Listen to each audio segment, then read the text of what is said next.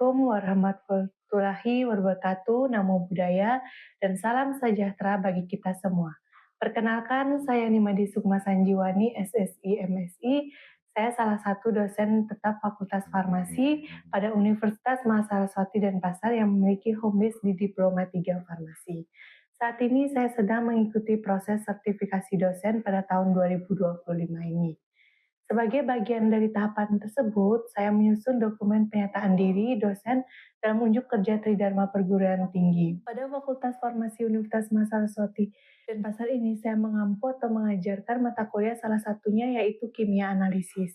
Kimia analisis merupakan bagian dari ilmu kimia yang di dalamnya berisi analisis kimia kualitatif dan analisis kimia kuantitatif. Metode pembelajaran yang saya terapkan bersifat interaktif, saintifik, dan berpusat pada mahasiswa. Capaian pembelajaran kimia analisis yang pertama, menginternalisasi nilai norma etika akademik, semangat kemandirian, kejuangan, dan kewirausahaan, menjunjung tinggi nilai kemanusiaan dalam menjalankan tugas berdasarkan agama, moral, dan etika, serta menunjukkan sikap bertanggung jawab atas pekerjaan di bidang farmasi secara mandiri. Yang kedua, menguasai teori, metode, aplikasi ilmu dan teknologi farmasi, aplikasi ilmu biomedik, ilmu kimia analisis, konsep farmakoterapi.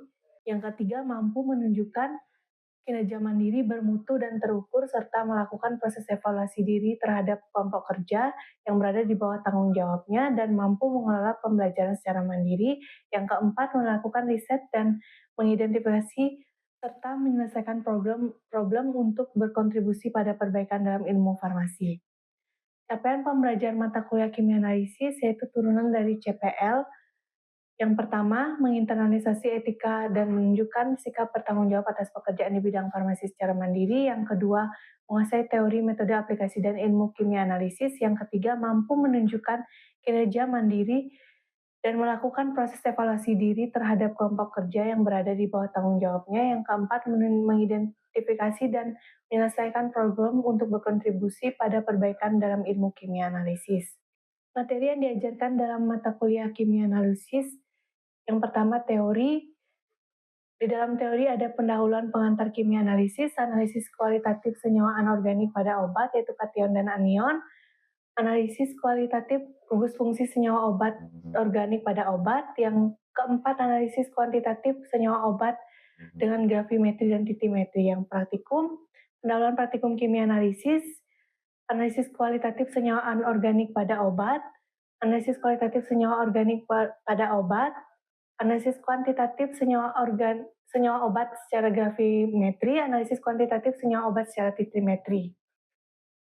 Penilaian kimia analisis, yang pertama diskusi atau partisipasi dengan bobot 25%, project dengan bobot 25%, evaluasi tengah semester dengan bobot 25%, evaluasi akhir semester dengan bobot 25%. Penilaian dengan mata kuliah kimia analisis dilaksanakan secara objektif dengan mengacu pada indikator yang terukur seperti ketepatan dan penguasaan materi, partisipasi aktif, serta kemampuan mengerjakan proyek. Setiap komponen penilaian menggunakan rubrik penilaian yang terstruktur dan terukur guna menjamin transparansi dan akuntabilitas proses evaluasi. Rubrik penilaian dapat dilihat pada mahasiswa pada rencana evaluasi semester. Saya memiliki misi agar mahasiswa farmasi mengerti kimia analisis, dikarenakan kimia analisis merupakan dasar dan penyangga ilmu farmasi. Baik, untuk selanjutnya mari kita simak video pembelajaran mata kuliah kimia analisis dengan materi titrasi asam basa. Om Swastiastu. Selamat siang, perkenalkan nama saya Nimadi Sukma Sanjiwani. Pada siang hari ini saya akan mengajarkan mata kuliah kimia analisis. Materi yang saya akan ajarkan adalah materi pertemuan ke-12, di mana materinya itu adalah analisis kuantitatif senyawa obat dengan titrimetri. Yaitu materi khusus materinya adalah titrasi asam basa. Karena di sini analisis titrimetri ini ada 4 titrasi, yaitu titrasi asam basa, titrasi redoks, titrasi pengendapan, sama titrasi kompleksometri. Di mana pertemuan ke-12 ini saya ajarkan adalah titrasi asam basa. Nah, adapun sub CPMK dari pertemuan ke-12 ini, di mana dia masuk di dalam rencana pembelajaran semester, dia masuk ke dalam sub CPMK kelima, yaitu mampu melaksanakan dan memecahkan masalah analisis kuantitatif senyawa obat dengan metode titrimetri. Tujuan pembelajaran dari titrasi materi titrasi asam basa ini adalah yang pertama, mahasiswa mampu memecahkan persoalan terkait titrasi asam basa, mahasiswa mampu menjelaskan jenis-jenis titrasi asam basa, mahasiswa mampu menjelaskan perbedaan titik akhir titrasi dan titik ekivalen, dan yang keempat, mahasiswa mampu menjelaskan perbedaan larutan baku primer dan sekunder. Nah, sebelum ke materi, sekarang saya akan bertanya, apakah ada yang mengetahui apa sih yang dimaksud dengan analisis titrimetri?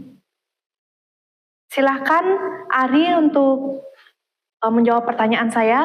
Menjawab, titrimetri yaitu metode analisis kuantitatif yang melibatkan pengukuran volume larutan standar atau titran yang diperlukan untuk bereaksi secara sempurna dengan larutan sambal yang akan dianalisis atau titran.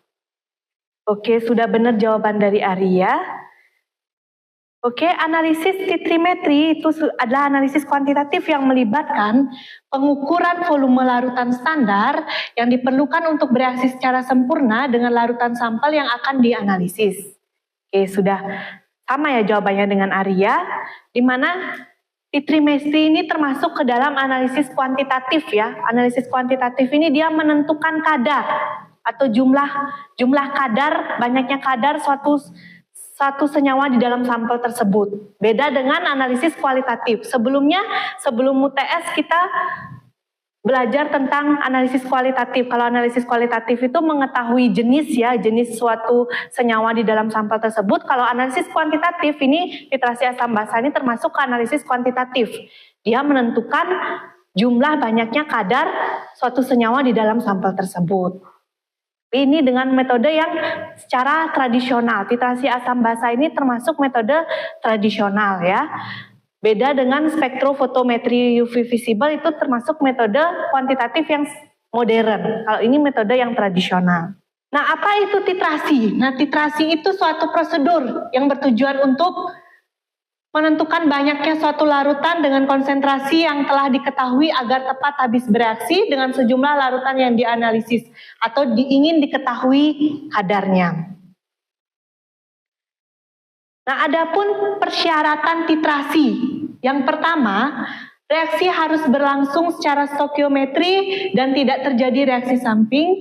Yang kedua, reaksi harus berlangsung secara cepat. Yang ketiga, reaksi harus kuantitatif. Yang keempat, pada titik ekivalen, reaksi harus dapat diketahui titik akhirnya dengan tajam atau jelas perubahannya. Dan yang kelima, harus ada indikator baik secara langsung maupun tidak langsung. Saya ingin bertanya lagi, pertanyaan saya yang kedua, apa sih itu? Nah, di dalam titrasi itu ada yang namanya perbedaan titik ekivalen sama titik akhir titrasi. Apa sih perbedaan titik ekivalen dan titik akhir titrasi? Oke, silakan Bita untuk menjawab pertanyaan saya. Izin jawab. Titik ekivalen itu adalah keadaan di mana komponen titrat tepat habis bereaksi dengan titran. Sedangkan titik akhir titrasi adalah saat untuk mengakhiri proses titrasi yang ditandai oleh terjadinya perubahan warna indikator. Oke, sudah benar jawab pertanyaan dari Bita ya. Oke, di sini ada perbedaan antara titik ekivalen dan titik akhir titrasi. Kalau titik ekivalen itu komponen titrat itu tepat habis bereaksi dengan titran. Kalau titik akhir titrasi itu saat untuk mengakhiri proses titrasi, di mana ditandai dengan terjadinya perubahan warna. Nah, gimana sih supaya titrasi itu berlangsung dengan baik? Di mana perubahan warnanya itu harus terjadi tepat pada saat tepat ekivalen dengan titrat. Dengan demikian, titik akhir titrasi seharusnya tepat sama dengan titik ekivalen.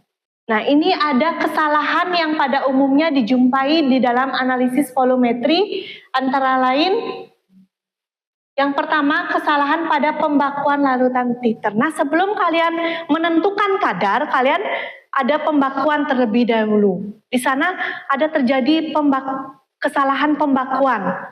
Misalnya ini kesalahan pembakuan pada saat kalian memipet. Misalnya kalian mau ngambil 2 mili tapi kalian ngambilnya cuma 1,5 mili. Udah kesalahan itu namanya ya. Ngambilnya kurang dari 2 mili. Misalnya ini pembacaan buret. Seharusnya volumenya yang kalian dapat itu adalah 20. Kalian bacanya itu adalah 18 mili. Itu udah kesalahan ya, namanya kesalahan pembacaan buret namanya. Habis itu kesalahan penetapan titik akhir titrasi. Nah, titik akhir titrasi itu terjadi perubahan warna. Misalnya warna yang dicari misalnya adalah merah muda, tapi kalian dapatnya ungu banget atau enggak merah banget kalian dapatnya. Berarti udah kesalahan itu, harusnya kalian dapatnya yang merah muda. Berarti pada saat titrasinya kalian ada kelebihan gitu istilahnya ya. Habis itu ada kesalahan pemilihan indikator yang tidak tepat. Misalnya kalian mau titrasi X, kalian ngambil indikatornya Y, seharusnya titrasi X itu ngambil indikatornya Z ya, bukan yang Y, misalnya seperti itu ya istilahnya ya. Nah, ada tahap yang harus dilakukan sebelum melakukan titrasi. Tahap pertama yang harus dilakukan sebelum melakukan titrasi adalah pembuatan larutan standar. Di mana suatu larutan dapat digunakan sebagai larutan standar bila memenuhi persyaratan. Yang pertama ini standar primer ya, standarnya larutan standar primer, mempunyai kemurnian yang tinggi. Yang kedua, mempunyai rumus molekul yang pasti. Yang ketiga, tidak bersifat higroskopis dan mudah ditimbang. Yang keempat, larutannya harus bersifat stabil. Dan yang kelima, mempunyai berat ekuivalen yang tinggi. Oke, di dalam titrasi asam basa ini ada yang namanya larutan baku primer atau larutan baku sekunder atau yang disebut dengan larutan standar ya, standar primer atau standar sekunder. Nah, perbedaan dari larutan standar primer atau standar sekunder, kalau larutan standar primer, larutan yang konsentrasinya dapat diketahui dengan cara penimbangan. Contohnya nih, larutan standar primer itu asam oksalat, yang lainnya lagi ada natrium karbonat. Habis itu larutan standar sekunder. Larutan standar sekunder adalah larutan yang konsentrasinya dapat diketahui dengan cara dibakukan terlebih dahulu. Berarti pada saat kalian pembakuan, yang kalian bakukan adalah larutan standar sekunder. Dibakukan dengan larutan standar primer. Ya istilahnya ya. Nah, contoh larutan standar sekunder adalah NaOH, yang lainnya ada asam sulfat, ada natrium nitrit, ada natrium EDTA, dan ada natrium sulfit. Oke, ini ada syarat dari larutan standar primer yang tadi saya katakan, ini saya ulang lagi. Ada syaratnya adalah harus mudah didapat dan dalam keadaan murni, tidak higroskopis, tidak oksidasi, tidak menyerap udara, dan selama penyimpanan tidak boleh berubah. Habis itu mengandung kotoran tidak melebihi 0,01%, harus mempunyai berat ekuivalen yang tinggi, mudah larut di dalam pelarut yang sesuai, dan reaksinya stokiometri dan berlangsung terus-menerus. Di dalam titrasi asam basa itu, prinsip dasarnya dia akan terjadi reaksi asam dengan basa. Di mana reaksi kimia asam dan basa, jika larutan bakunya adalah larutan basa, maka zat yang akan ditentukan haruslah bersifat asam dan sebaliknya. Jadi sebaliknya, jika larutan bakunya adalah asam, maka zat yang ditentukan haruslah bersifat basa, gitu sebaliknya ya. Nah, prinsip titrasi asam basa ini, di mana titrasi asam basa itu melibatkan reaksi antara asam dengan basa. Sehingga akan terjadi perubahan pH larutan yang dititrasi. Secara percobaan, perubahan pH dapat diikuti dengan mengukur pH larutan yang dititrasi dengan elektroda pada pH meter tersebut. Reaksi antara asam dan basa dapat berupa asam kuat atau asam lemah dengan basa kuat atau basa lemah. Berarti gini, antara asam kuat dengan basa kuat bisa juga. Reaksi asam basanya antara asam kuat dengan basa lemah bisa juga. Antara asam lemah dengan basa kuat bisa juga.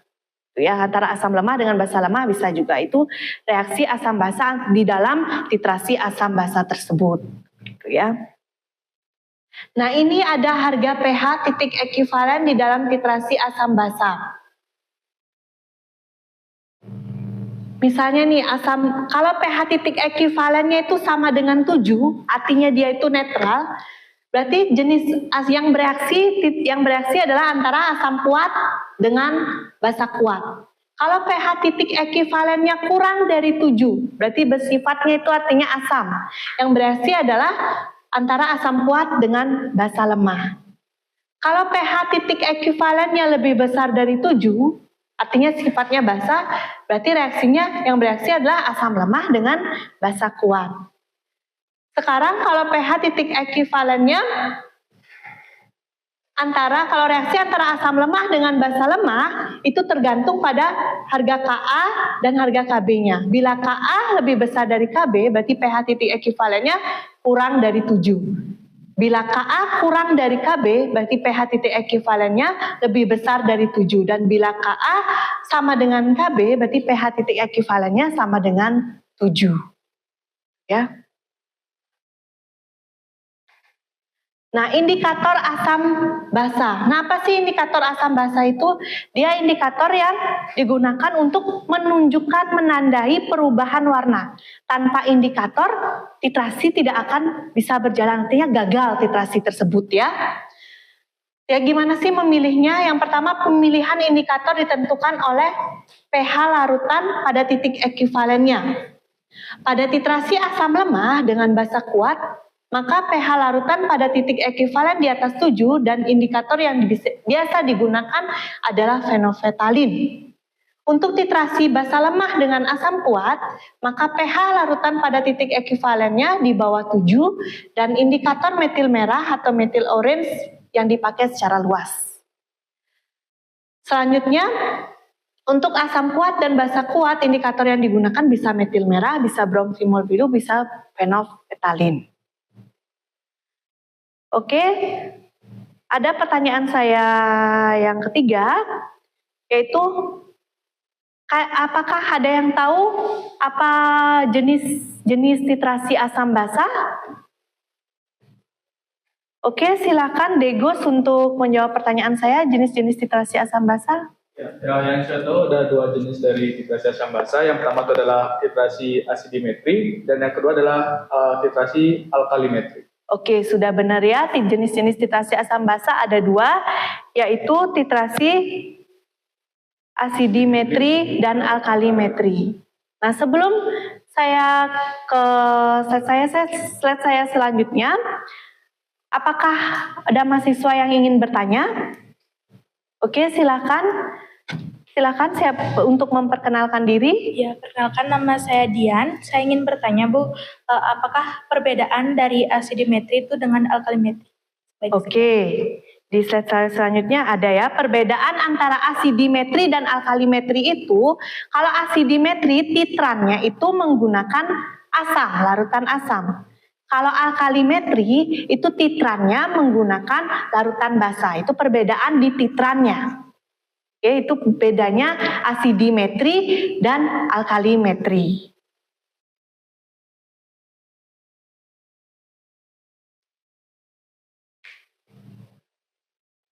Oke, kita ke asidimetri dulu ya, yang mana titrannya menggunakan larutan asam. Oke, ini contohnya titrannya yang menggunakan HCl atau H2SO4. Oke, di sini pembakuan terlebih dahulu, pembakuan dari titrannya.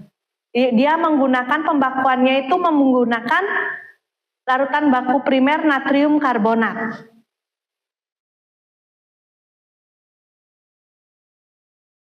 Sekarang ke perhitungan penetapan kadar asidimetrinya. Nah, pada perhitungan penetapan kadar asidimetrinya, 2 gram natrium bikarbonat itu MR84 dilarutkan di dalam 100 ml air, itu soalnya ya, ditambahkan metil merah dan kemudian dititrasi dengan larutan HCl 1 normalitas. Ternyata diperlukan 21 ml larutan HCl tersebut. Hitunglah kadar natrium bikarbonat tersebut jika diketahui. 1 ml HCl 1 normalitas setara dengan 84,01 mg natrium bikarbonat. Berarti buat dulu reaksi antara natrium bikarbonat dengan HCl-nya. Berarti natrium bikarbonat direaksikan dengan HCl akan membentuk suatu NaCl ditambah sesampingnya H2O dan CO2 sesampingnya ya. 1 mol natrium bikarbonat itu setara dengan 1 mol HCl, setara dengan 1 mol H+. Berat ekivalen natrium bikarbonat itu setara dengan 1 mol. Jadinya berat ekivalen natrium bikarbonat 1 mol dikali 84. Jadi berat ekivalen natrium bikarbonatnya adalah 84 gram. Nah, pada titik ekivalen, miligrek HCl sama dengan miligrek natrium bikarbonat. Jadi volume HCl dikali dengan normalitas HCl sama dengan volume natrium bikarbonat dikali dengan normalitas natrium bikarbonat. Nah, ini volume HCl-nya adalah sudah ada di soal 21 ml. Normalitas HCl-nya adalah 1 normalitas. Sama dengan volume natrium bikarbonat. Dikali normalitasnya dijabarin, gram dibagi berat ekivalen natrium bikarbonat dikali 1000 dibagi volume larutan. Habis itu ini hilang ya, volume hilang jadinya titik-titik berapa gram dibagi dengan berat ekivalen dari natrium bikarbonat adalah 84. Bagi 84 dikali 1000. Jadi 21 kali 1 bis itu dikali 84 itu. Baru nanti hasilnya itu baru dibagi 1000. Baru dapat dia sekian gram. Nanti kadarnya, gramnya itu dijadiin ke miligram. Kadarnya titik-titik sekian miligram dibagi 2. Kadar natrium bikarbonatnya sekian miligram dibagi 2000 miligram dikali 100%. Jadi dapatnya persen B per B. Berarti persen massa per massa. Itu ya istilahnya. Oke, sebelum saya lanjut materi saya, silakan jika ada yang bertanya silakan bertanya. Siapa yang ingin bertanya, silakan atas nama Eka. Pertanyaan saya, bagaimana cara menghitung normalitas pada pembakuan larutan NaOH? Apakah sama dengan menghitung normalitas pada pembakuan HCl? Oke, pertanyaan yang pertama ya. Apakah ada lagi pertanyaan? Oke, silakan Jenia. Bagaimana cara menghitung kadar asam salisilat dalam bedah? Oke, itu pertanyaan yang kedua ya. Ada 2 pertanyaan. Nah, yang pertanyaan pertama, bagaimanakah cara menghitung normalitas dari NaOH? Apakah sama dengan menghitung normalitas dari HCl? Ada perbedaan. Kalau NaOH dia akan titrasi, namanya titrasi alkalimetri. Yang tadi barusan adalah asidimetri. Kalau asidimetri dia makanya menggunakan titrannya HCl. Kalau sekarang yang NaOH dia alkalimetri. Alkalimetri dia titrannya makanya menggunakan NaOH. Dia biasanya titrasi pada titrasi asam salisilat pada bedak salisil ya. Nah, ini alkalimetri di mana titrannya menggunakan NaOH. Bisa juga selain NaOH, bisa KOH, bisa BaOH 2 kali. Nah, pembakuannya titranya itu NaOH dengan menggunakan larutan standar primer asam oksalat. Oke, ini ya cara menentukan normalitas natrium hidroksida, yaitu dengan cara di mana miligrek NaOH-nya itu sama dengan miligrek asam oksalat. Di mana miligreknya itu diturunin, jadi volume NaOH dikali normalitas NaOH sama dengan berat asam oksalat dibagi dengan berat ekivalen asam oksalat. Volume NaOH dikali normalitas NaOH sama dengan berat asam oksalat dibagi 45,0 15. Jadi normalitas NaOH sama dengan berat asam oksalat dibagi dengan 45,015 dikali volume NaOH, dapat dia normalitas NaOH. Apakah Eka sudah mengerti? Sudah, oke. Sekarang bagaimana cara menghitung kadar asam salisilat di dalam bedak gatal? Itu pertanyaan dari Jenia ya. Nah, cara menghitungnya yang ini ya. Dengan cara miligram asam salisilat sama dengan miligram NaOH. Di mana miligram asam salisilat itu sama dengan volume NaOH dikali dengan normalitas NaOH. Massa asam salisilat sama dengan volume NaOH dikali dengan normalitas NaOH dikali dengan berat ekuivalen asam salisilat. Di mana massa asam salisilat sama dengan sekian miligram. Di mana kadar asam salisilat di dalam sampelnya, di dalam bedak salisilnya itu adalah massa asam salisilat hasil perhitungan yang di atas dalam satuan miligram dibagi dengan massa total atau bobot total sampel ujinya dalam satuan miligram dikali 100%. Itu ya cara menghitungnya. Bagaimana Jenia, sudah bisa diterima jawaban dari saya? Oke, terima kasih ya. Oke. Tadi di dalam asidimetri, indikator yang digunakan adalah metil merah, titrasi asidimetri. Sedangkan karena dia indikator metil merah berada pada trayek pH di keadaan asam. Sedangkan pada di titrasi alkalimetri, dia menggunakan indikator fenofetalin. Dia pada trayek pH basal. Sekitaran di fenofetalin itu trayek pH-nya 8 sampai dengan 10. Oke, ini ada prosedur dari pembakuan larutan titran natrium hidroksida ya. Bagaimana prosedurnya? Kalian harus membakukan natrium hidroksidanya. Kalian harus menimbang dulu asam oksalatnya ya. Ingat harus menambahkan indikator fenofetalin. Baru dia dititrasi dengan NaOH. Nah, penetapan kadarnya pun juga menggunakan indikator fenofetalin ya. Dan larutan NaOH sebagai titrannya, pengendapan kadar asam salisilat pada bedak salisil, sampelnya bedak salisil berarti ya. Nah, selanjutnya saya akan menjelaskan bagaimana sih titrasi yang baik. Nah, ini ada sih suatu buret, habis itu ada Erlenmeyer. Tangan kiri memegang Erlenmeyer, habis itu tangan kanan megang kerannya. Seperti ini ya, titrasi yang baik dan benar ya. Ingat tangan kiri memegang kerannya, tangan kanan memegang Erlenmeyernya ya. Oke, selanjutnya ini tugas yang saya berikan di mana kalian membuat makalah terkait titrasi asam basa. Di mana rumusan makalahnya yang pertama, apakah definisi dari titrasi asam basa? Yang kedua, apakah yang dimaksud dengan asidimetri dan alkalimetri? Yang ketiga, berikan penjelasan yang detail terkait contoh titrasi asidimetri. Yang keempat, berikan penjelasan yang detail terkait contoh titrasi alkalimetri. Yang nomor 3 dan nomor 4 rumusan masalahnya bisa kalian cari dari jurnal contohnya ya. Ini kalian buat makalah ya. Oke, sekian materi titrasi asam basa yang dari pertemuan ke-12 saya sampaikan. Selamat siang dan saya ucapkan terima kasih. Om Santi Santi.